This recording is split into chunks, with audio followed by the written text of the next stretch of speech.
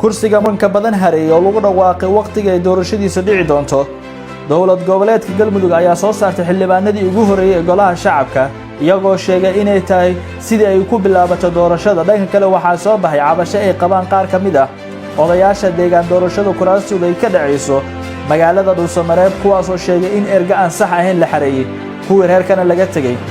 waxaa odayaashaasi ka mid ah nabadoon cali xasan cali jeesto oo sheegay inuu yahay odayga rasmiga ah ee kursiga tirsigiisu uu yahay hob 67 wax uu ka og yahay aanay jirin ergada joogta magaalada Dhuusamareeb, isagana laga hor istaagay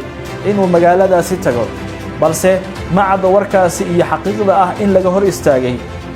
dhanka kale waxaa si rasmi ah u soo muuqday ergada kursiga tirsigiisu uu yahay hob 67 ay hadda joogaan magaalada Dhuusamareeb, taa oo ka dhigayso in shuruudii ahaa in ay nabadoonnadii ergaday tagaan meesha ay doorashada ka dhacayso, oo hadda waxaa si rasmi ah u joogo nabadoonka kursigaasi nabadoon Cabdullaahi Geedi Shadoor. waxaa hadda si rasmi ah isku diiwaangeliyay ilaa iyo 5 musharax: 1 Yaasiin Cabdullaahi Farey, 2 Cabdiraxmaan Axmed Cumar, 3 Cumar Xasan Awgaab, 4 Cali Caraaye Cosoble, 5 Maxamed Cali Culusow. guddiga doorashada waxay hore u sheegeen in musharax kasta soo gudbin karo cabashada kursigiisa